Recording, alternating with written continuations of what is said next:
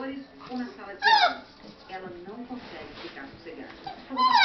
Toda parte. As pessoas me chamam de idiota, imbecil, né, criança, imatura.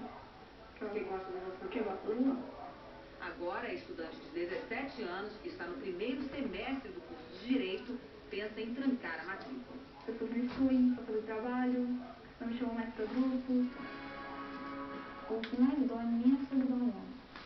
A Larissa não tem mais saída de casa constante, a Larissa chora, a Larissa, às vezes, eu tenho que dormir com ela, porque ela tem medo das pessoas entrarem em casa, agredi-la.